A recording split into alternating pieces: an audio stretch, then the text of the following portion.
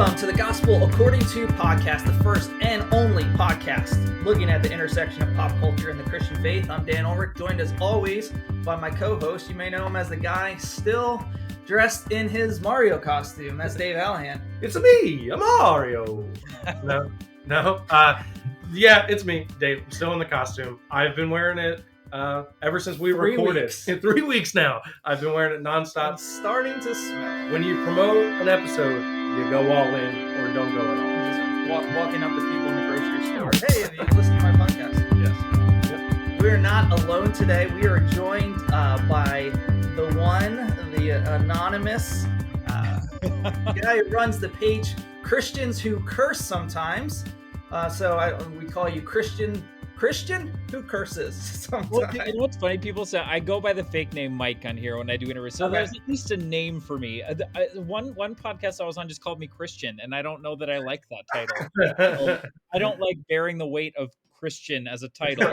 Yes. Right. So let's go with Mike. All right. Well, we're here with Mike. So you've run the Instagram, TikTok page that has blown up in Christian circles over the past few years. How did you get started with that? Why did you name it Christians Who Curse Sometimes? What was your goal originally starting out?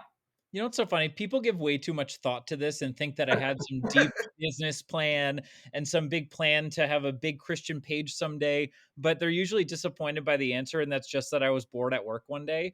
And it's funny because I never thought it would become a thing ever, because I thought pastors won't ever follow or share this page.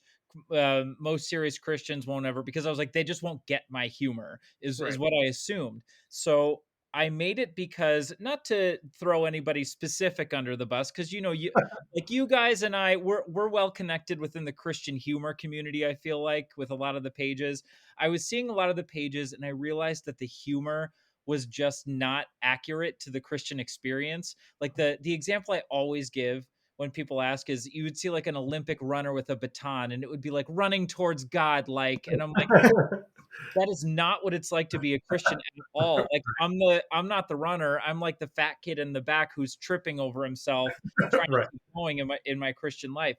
So I just felt like there was a void there for people who have kind of that edgy Christian humor that's still biblical, but maybe touches on that line a little bit to start conversation. So I thought of the name, and the name is really important to me because I still get messages, not as many as when I started, that people are like, oh my gosh, how could you be a Christian page that's pro cursing? And I'm like, I'm actually not. It actually says in the bio that it's not, because the whole idea is, the thought experiment I give people is just take the name and take out curses and put in messes up. It's the same thing. Christians who mess up sometimes. That usually gives them good perspective, because cursing is that weird issue that no matter who I talk to, whether they're in ministry or not, I say we tend to judge others by, but don't want to be judged ourselves. And it's something I struggle with. When I hear somebody cursing a lot, it's awful that my brain goes to like, oh, they're probably not a Christian. But when I curse, I want people to be like, oh, well, he just messed up. Like he just, like, you want the forgiveness without but your brain doesn't give the forgiveness. So it's a very interesting thing it in itself into faith, which we can get into a little later. But the name itself was really big to me because it feels harsher than it actually is. And it starts a conversation in and of itself. And I feel like it represents my viewpoints on a lot of things perfectly. Is we judge a lot of things without understanding, when a lot of times it's just people messing up and wanting forgiveness. Yeah, I love that. I've been, something that has been big in my mind, and even in my pastoral ministry, is I want to create elbow room for people. I think all Christians, and then especially like if you're higher up the Christian ladder, like if you're a pastor, then there's this expectation that like you have it all together, or we know that that's not true, but we know that we're supposed to present as if we have it all together.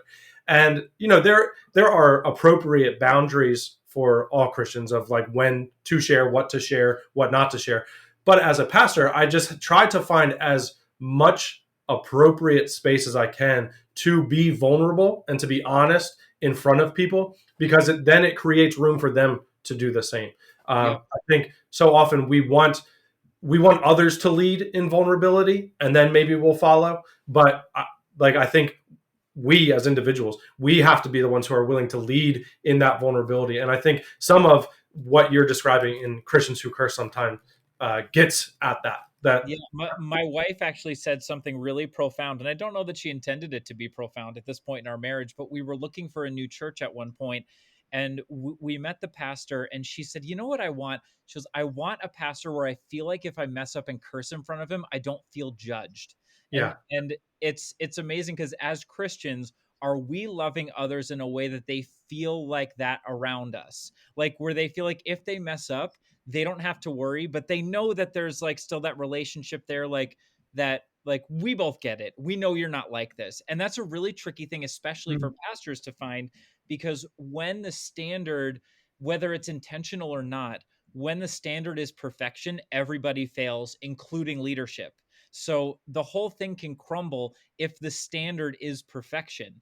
If there's that vulnerability there, it's amazing how much things can thrive and how much people can feel loved on just a new way that they ever felt possible.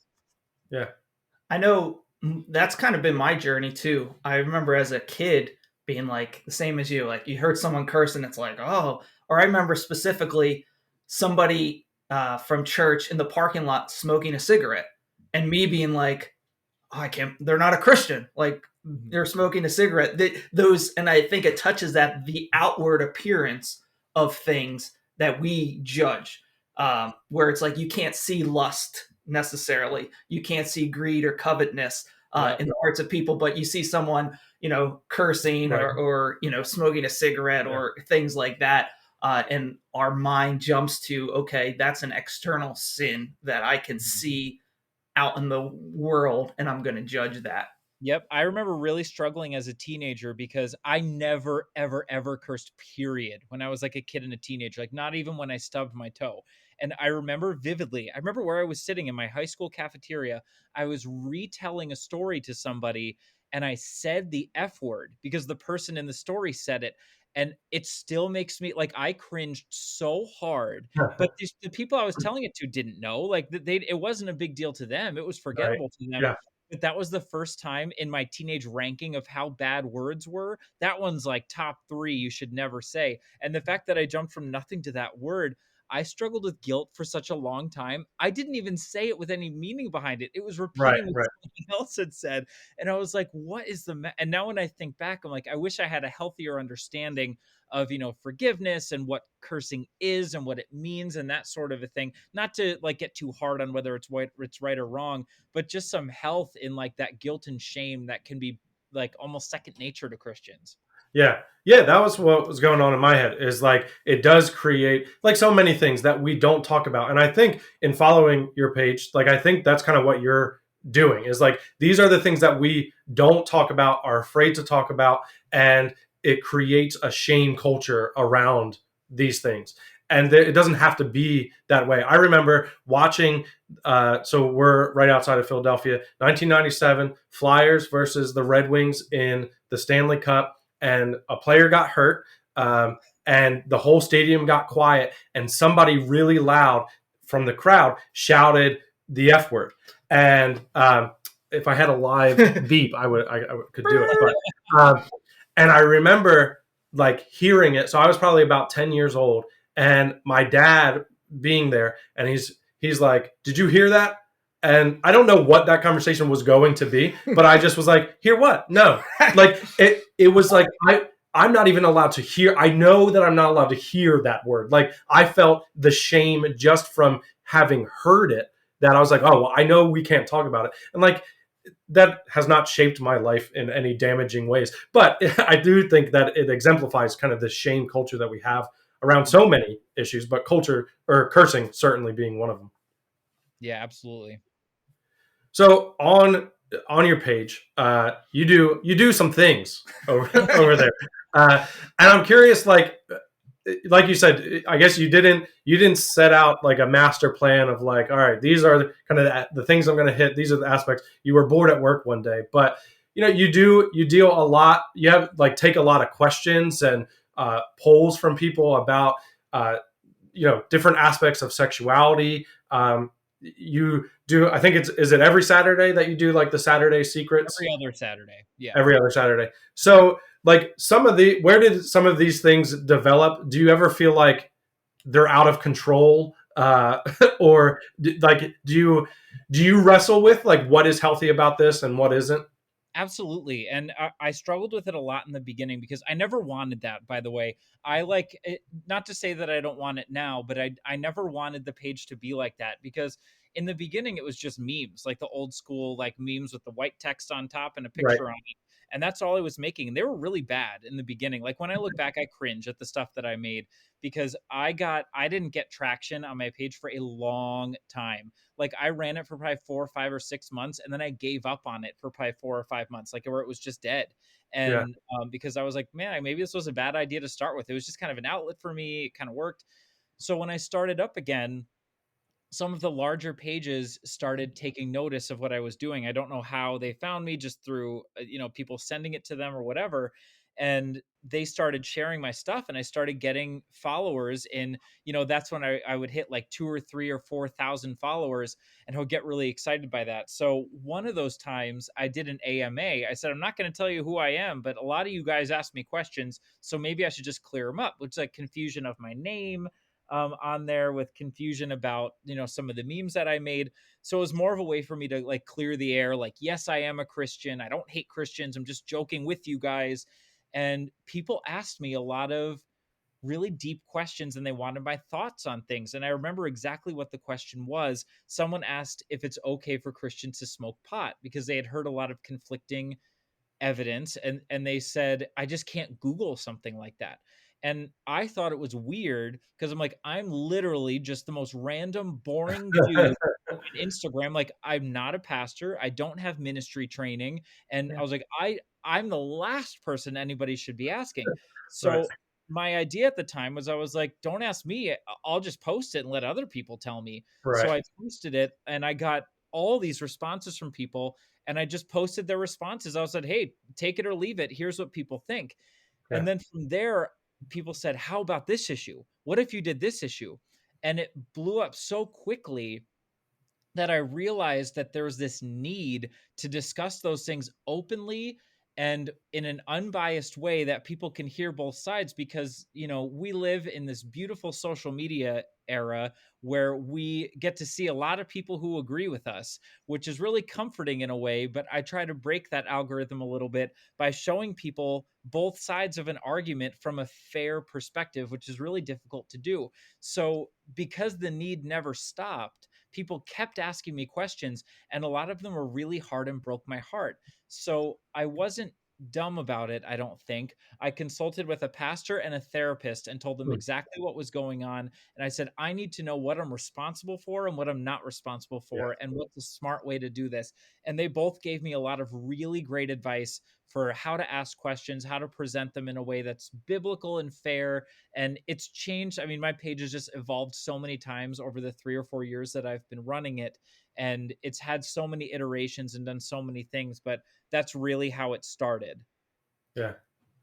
And it's good for us, going back to like that struggle of not wanting to even hear those words. And when we zone ourselves away from that, when we create this bubble where those hard things aren't talked about, I feel like we don't stretch our faith enough. Like, Yep. all these people have these questions that they don't know where to turn or ask, that they're asking a meme page about, Right. because Yeah. they were given this opportunity to ask these questions, or didn't feel comfortable to have a space within church or Sunday school or in their family to ask these questions and explore, because they felt like, if I even bring this up, this isn't something we should talk about. Hmm. And here's something interesting about that. To make this go a little deep, we're gonna turn the volume up a little bit, and Let's do go a it. little deep right now. So with the whole thing about deconstruction and people losing their faith, I talk to a lot of those pages. I'm friends and follow a lot of anti-Christian atheist pages because it teaches me so much about Yeah. the experience of people who have left the church. And I recently just saw all these studies about brainwashing. And I don't want people to think that all religions are brainwashing, but I do believe some of them are, even within the Christian world. Right. So the one thing that they found, because I think this translates to a lot of the Christian experience, is they interviewed a lot of people who were in recent history neo-Nazis, people who believe really extremist conspiracy theories. And I'm not just saying conservative ones, on the progressive side too. I want to be clear about that. And they we're trying to figure out what got them out of that, like from that extremist viewpoint, what got them out of it and back to kind of like thinking clearly and seeing fairly again. And what they found was no matter how much evidence those people had to the other side, that is not what changed them and what opened up their mind. It was meeting people who were kind and loving on the other side, who didn't try to convince them of the other thing. And they said, like one woman who, I remember seeing her story, she was a neo-Nazi like in the last 3 years. And she said somebody who really agreed with her invited her into her home when she ended up getting homeless because of her extremist viewpoints. And she goes, she didn't try to change me. It was clear she didn't disagree with me, but she goes, I started realizing that the other side isn't as bad as what people are telling me. Right. And what's interesting about that is I think a lot of people in the Christian world are raised with these extremist or progressive viewpoints that they're taught to believe the other side is so wrong and inhuman that they couldn't possibly understand what you're going through. And then when that person starts seeing like, no, maybe they are, they throw everything away. And that's really sad to me. So the fact that I feel like I was really lucky because I was raised in a healthy Christian church, that the other side wasn't the enemy to me. And I've been in churches where it's had that feel, and that feels really weird to me. But I can't imagine how I understand why people leave the church when they're raised in an environment where it's us versus them and everybody else is the enemy. And then all of a sudden you see, like, wait, they are really happy and not that bad. Maybe I'm wrong and everything Mm. they're doing is wrong. I can understand why people leave the church. So I believe that it goes deeper to me than just like answering people's questions. By exposing people to viewpoints that are very different from their own, you can lead to a healthier Christianity and a deeper Christianity than many people knew is possible. Yeah, no, that's really good. And yeah, I think there is like the cathartic and therapeutic side to people being able to say, like, this is the question that I have. But then for those who are looking at the responses, who are like, oh, like hard disagree to that answer. But that, like, it is social media is a safe space to be exposed to new, like, you're just reading text, right? You're not, it, the stakes are pretty low to encounter something that you disagree with, but it is the beginning of something. And I love that. I do think like within Christianity, and I think probably religion in general, but Christianity is our home. So within Christianity, there is a lot, we want certainty.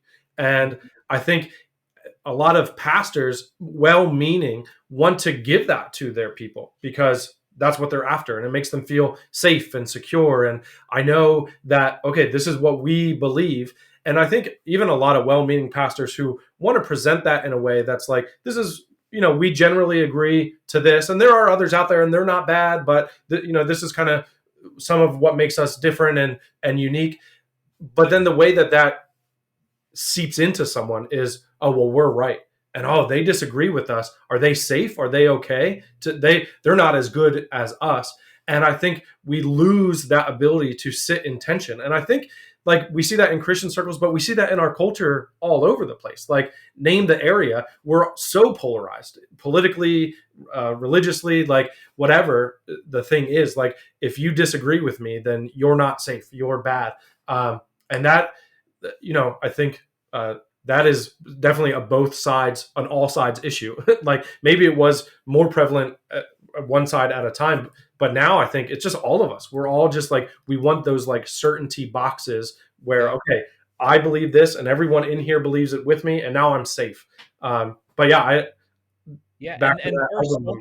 there are so many of those issues that I've posted about on my page that no matter how long you've been in ministry, whether you've been in ministry or not, we're almost hardwired to believe that every other Christian agrees with us. I still have those moments, even though I've seen Yeah. almost every poll imaginable on my page and feel like I've done almost every topic. I still have ones where I'm like, oh, this is too obvious. I don't even want to do this topic because every Christian just believes that it's true. And then when I post it, it ends up being like 50-50 or 60-40. And I'm like, Right. wow. And like, what is the other side of this? And then when you hear it humanized with a story, there's that beautiful moment where, God's created us to be different. God's created so many different learning styles and types of people and stories out there, that there's this beauty in learning from each other and not demonizing every single person who's different from us. And if we can embrace that, like, man, what a cool thing. Yeah. We've made it this, especially going back to like cursing, we've made it into this idol, I feel like, in some ways, that I know Dave's talked about this before, but the idea of, saying the name Jesus Christ as a, curse word, and oh, you've used the Lord's name in vain, like manipulating that to being a worse sin than, calling yourself a Christian and not living, and not being kind to somebody, Right. or not extending that love. Like, what is that actually? What should that mean for us as Christians to not use the Lord's name in vain? Well, because cursing is also so societal. Like, I don't want to like diminish its value, but I was like, I hope you don't have any British followers right now. Maybe it's an urban legend, but like saying the word fanny in like to Americans like means nothing. Like Right. like you guys had no reaction to that, but in the UK that has a way different meaning. And I just offended, like, if you have any British listeners right now, unless it's Millions. an urban legend, I don't know, I just offended all of them. But if I were to say like they have different value to like the S word out there. I don't even want to spell it because I don't know how conservative your audience is. But if I were to say that on a British podcast, maybe they wouldn't react the same as Americans would. And for instance, like one of the interesting things that I learned is when it comes to movie ratings in America, we are very, very, very strict when it comes to sex in movies and not as strict when it comes to violence. In Europe, it's exactly the opposite. They're like, Mhm. we don't want to let our kids see any little bit of violence, but we're okay with a little sexuality. And it's interesting when you see those kind of societal things and how much it plays into your mind. And it's when it's forced into faith, when it's not there, is where we kind of get those fundamentalist sometimes beliefs where it's just a pastor's belief that he's extending onto other people and it's not biblical. And it's really hard, even maybe impossible, to read the Bible without your own cultural bias, but Yeah. it's important to do that at some point just to get some perspective. And it's amazing when you read the Bible and you learn what's in there but also what's not in there, and the Right. answers you get and the questions you get just Yeah. from going through it and the societal thing. But with cursing, yeah, it's just so fascinating because some people give that no value. I was someone who gave it a lot of value because I never did it. And the way my parents raised us is it's never okay, no matter what, no matter how hurt you are, you never say those words. So yeah, it was just interesting to meet people who said it once in a while. And I remember meeting a pastor who said it one time, and it like blew my mind just to even hear that word come out of a holy man's mouth. To me, I was like, oh my gosh, is he not even a Christian? Is he a fake? And I Yeah. threw out his entire faith with it just because of one word that he said that has societal value. And the Yeah. thing that blew my mind a lot is that someone said, using the Lord's name in vain means using God's name to push an agenda that's not biblical. And I Right. was like, that feels way more hurtful and damaging to me than any curse word that someone would say God said this when he really didn't. Yeah. That's what cults are doing. That's what abusive pastors and ministry leaders are doing. That's more damaging to me than someone slipping up and saying the F word. Yeah. For sure. I had a conversation with a church member that used to be Catholic, and they, coming up in the season of Lent, they're like, I'm trying to plan out my groceries. Is it okay if we eat meat on Fridays, or is that not? And and so I had to have that conversation with them where, again, it's not, if you're doing it just because you were told not to do it, then don't do it.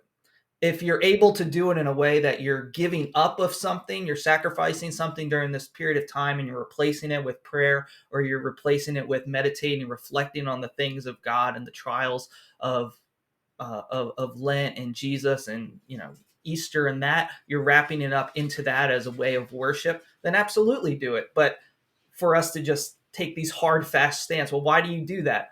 Because we don't do that. We don't eat meat on Lent. Okay, well, why can't you say this? Because I was told not to say it. That we would allow that room to have those questions, and for it to be more of a faith thing for us of how we're interacting with God, of what that means for us in our spiritual journey, rather than just do this, don't do this. Yeah. Yeah, like I'm all about honesty and knowing what you believe. Like I say this and take it with a grain of salt. Don't go too far with this, but I always say I don't care what you believe as long as you can back it up.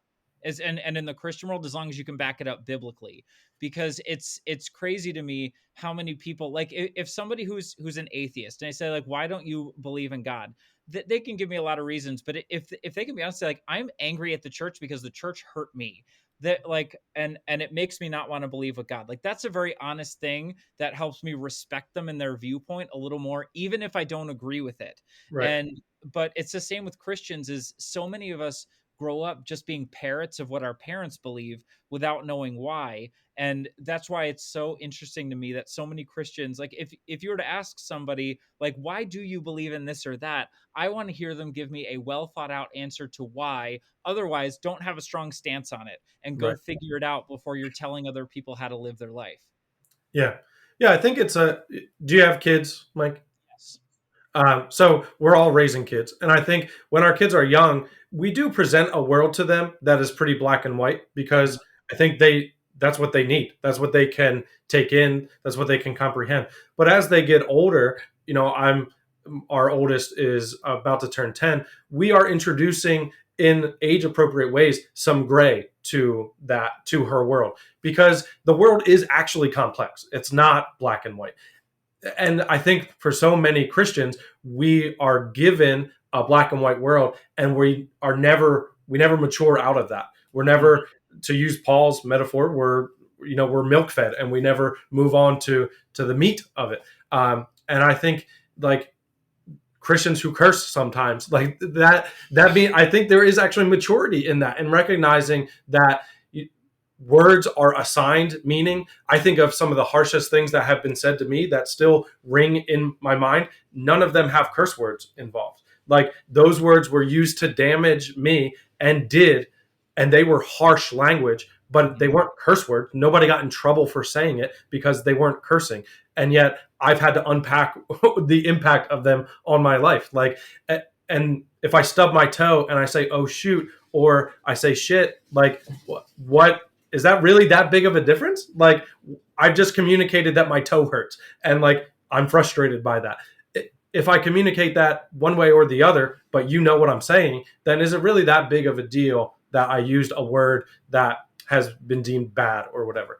I just want to be clear that when you have to put the explicit sign on this episode, that the curse word did not come from me. That well, I think I just yeah, I might bleep it out. We'll see.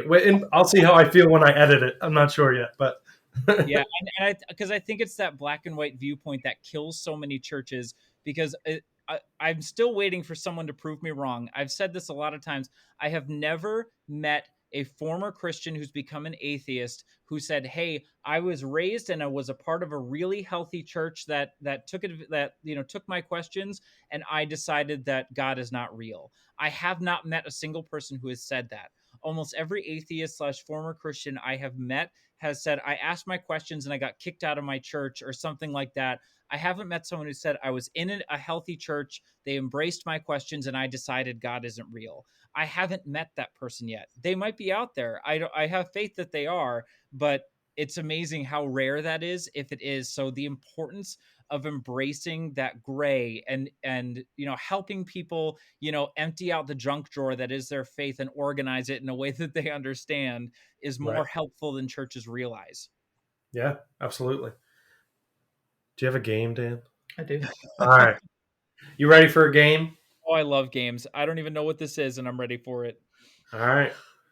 Well, it's less of a winner loser game, but for those of you out there that aren't ready to have a potty mouth like me, Mario over here, I have some phrases from the Bible, and I want the two of you to tell me if I can replace these in my vernacular to use in place of curses.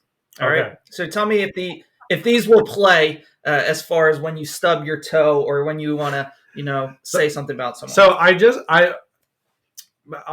I have a name for this game that involves a curse word. That would be great, but I won't say it. It's going to live in my head. I'm just going to tease that. You've already got one strike for cursing so far. So, All right.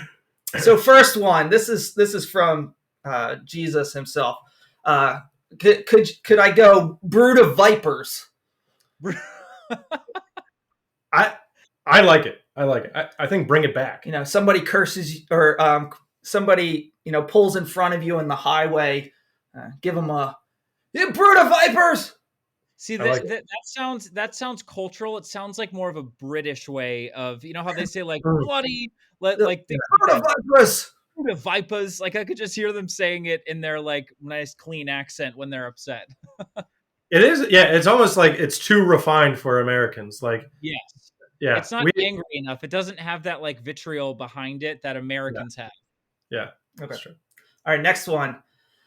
This would be referring to somebody. Okay. You Jezebel. A Jezebel spirit. I feel like there's a brand of Christians who still use this. I think. Okay. Oh yeah, I feel like that's already being used, but to really have that impact of being like a bad word, it has to cross over into the non-Christian world, and that's that's one that feels like it has potential. Yeah. I do in today's world, though. I don't know if it works because it's kind of like the B word in that, like, it is. I think it has a misogynistic overtone to it. Yeah, but I don't think people take it seriously. I feel like if you were to call a woman the B word, that feels heavy. If you were to call her a Jezebel, she would almost laugh it off. That's yeah. Or you go slang J-Bell. You J-Bell. But you J-Bells over here. I'll call my wife a Jezebel and tell you guys how she reacts. Report back. Report back. If you could hide to the camera too, see if you get hit with something. All right, this one's more of a exclamation. Bear of Elijah. Oh, I like that. Yeah, I think I really like that actually. Like when you're caught off guard by something, and it's a bear of Elijah. Yeah. Yep. Yeah, I approve of that one too. That feels like it has the most potential of all of them so far. It's got like Anchorman vibes, like the beard of Zeus. Yep, or it has a Steve Carell in 40-Year-Old Virgin when he gets Kelly Clarkson. Yeah. All right, Nebuchadnezzar. It's a fun word to say, Yeah, that one feels a little more age locked. I could see a boomer saying that, like someone in the 60s, 70s, 80s. Like that's in like an old school zone. Slap your knee. Yeah, like it had a lot more value in the 50s and 60s, but now it's not as bad. I like that. It's those words that like sound racist because they were used in the 50s, but they're kind of meaningless, but it's just from an older generation, so it just sounds like it's wrong. Yeah. All right, this is for somebody that wrongs you or hurts you, and you give them a get baptized. Get out of here! Go get baptized. See, that's okay. Here's where I think that could be good. That sounds really condescending if a Christian says it to another Christian. If you were to say it like totally with some like seriousness behind it, like get baptized. It feels like it has that value behind it where someone could get really hurt. You're not born again. Get baptized. It's kind of like it is like the Christian way of saying go to hell. It's like you're not saved yet. Like you're going to the bad place. You need to get baptized. You need a second dunking. Yes. Son of Thunder. A bunch of sons of thunder. See, that sounds more like Thor related than Bible related to me. Yeah, it's always had positive. Like I don't know that Jesus meant it in positive connotation, but like James and John become good guys. So to me, it has a positive connotation to it. Like you're rough, cool, but like tough Christian guys. You're sons of thunder, like motorcycle gang. That feels like it has the replacement thing where like you stub your toe and you're gonna say son of a thunder. Like it's how you correct yourself. Right. Yes. Yeah, since there's already some curses that are son of. Or like a mini can of Dr. Thunder. It's a son of thunder. Son of thunder. All right. Last one. City on a hill. I somehow this one works for me in that city on a hill is a positive connotation, but somehow saying it in a negative light works for me. Yep. I think it's because city sounds so much like the S word. There's a Yeah, little like it feels the same. So saying like city on a hill, it feels close enough but safe enough. yeah. That's what I got. All right, that was good. That game was nope. Still not gonna say. Still not gonna say. All right. So lastly, before we let you go, uh, there is some curse words in the Bible, Yes. and so They're my favorite ones. so what do you so what do we do? What do we do with those? Where do you think is there age appropriateness for certain Bible stories? Do you feel like in teaching or context or mixed company when things are shared or talked about? Here's what's interesting is my wife and I recently had this discussion because it's so funny to me that people want to bleep over the A word when it talks about a donkey in the Bible. Like that's I feel like the most famous example is like that word is in the Bible in a lot of translations. And it's so funny that people want to skim over that, but talk about a lot of the way more violent stuff that happens in the Bible as if it's like not a big deal. Like I'll tell you something interesting that happened recently in our life. One of our kids is in preschool and they were learning about David and Goliath. And we were not prepared as parents that they would teach preschoolers the biblically accurate what happens after he slays David with the stone. Yes. And it was the first thing our son remembered. It was the first thing he told us. And I was like, whoa. And the teacher had made a mistake. They were reading a book that involved that and didn't approve the book ahead of time and accidentally like turned to that page and they went, whoa. So but it was an interesting thought experiment to me because I didn't know that that happened in David and Goliath until I was probably an adult, like a young adult, that was there. And it makes you think about what you value. Like, does a story with a donkey, like if I were to tell my kids and use the A word conversationally, I think I would just say, oh, there's two values to that word, one that can actually hurt people and one that describes something. And it's, that there's not many ways to use the B word that are respectful unless you're talking about breeding dogs. But there's value in uses of words.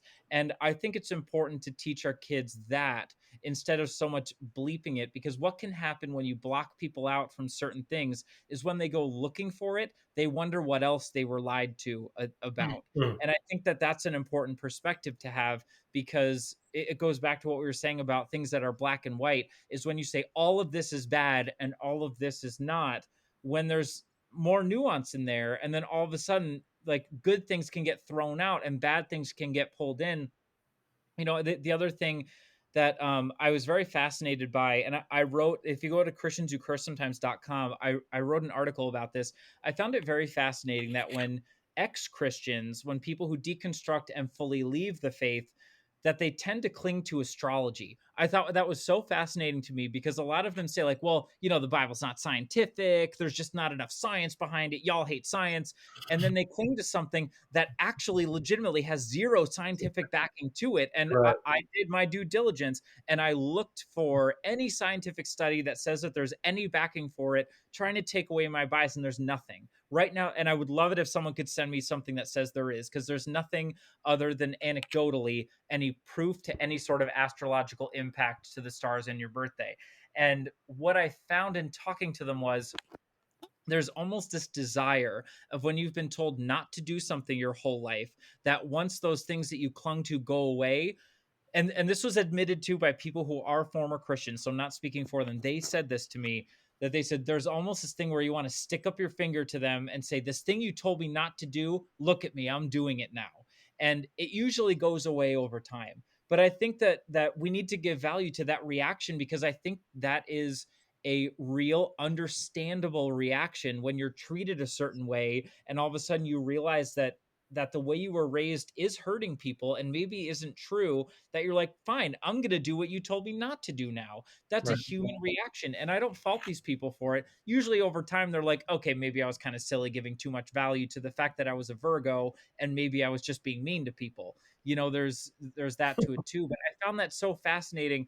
But I think bringing back the point, when you're very picky and with no reason behind it about what you're filtering and what you're not filtering, other than I don't like this, I like this, that's where there's issues behind it. And if parents don't want to talk about the A word in the Bible, I have no issue with that. Just have a good reason behind it, of like, it's something I struggled with because I don't like cursing. Like that's a good reason to me. But Mhm. just don't go in there and say like, no, because saying this word is always wrong 100% of the time and you should never say that word. We Yeah. all know that that's not true. There's more nuance to it. But when you tell people things are black and white when they're really not, is where you cause that harm and that deconstruction where people can just fly the opposite way. Yeah. Yeah. Yeah. I think that's good. I think when it comes to like the Bible, I think if you have to change like key details to a Bible story to make it eligible to tell kids, then like just don't tell it to them yet. Like give that some time. You don't want to talk about Noah after he gets off the ark. Yeah, like yes, The fact that Song of Solomon was banned from right, kids for a long time in church history, the fact that it's just kind of there now, and like it's interesting to me that it used to be banned and now people are like, would parents really care if their kids read Song of Solomon? Maybe, maybe not, but it's like you need to know right, why and the how and the what it means and all that sort of thing, because if you ban it for no reason, people will wonder why it's banned, and it right. makes them actively seek it out. It's like I've always been fascinated by the Streisand effect. Do you guys know the Streisand effect?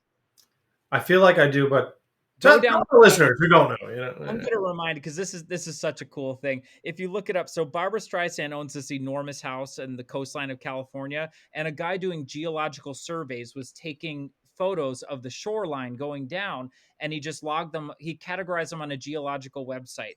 And Barbara Streisand was not happy that her house was being featured publicly, so she sued him.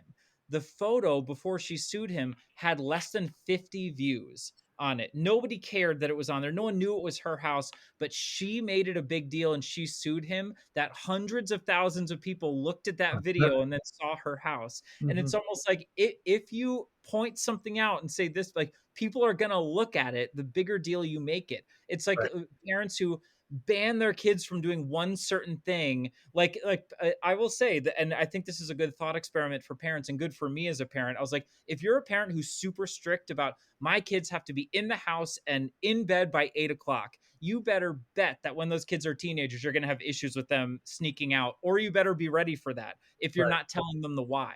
Yeah, That's why I'm so much about the why. It's like, nope, you listen to your parents and you stay in after 8. I'm naturally, as a human, going to wonder, well, why? What right. else is that? Why What don't happens after 8? I want to find out for myself? Yeah, And I think that's a natural human response. So, like I said, the Streisand effect, there's a lot of those throughout pop culture where people say, like, nope, I don't want you looking at this thing that I've covered up on the wall. I just don't want you to see it. It's going to make you want to peek under and see what it is.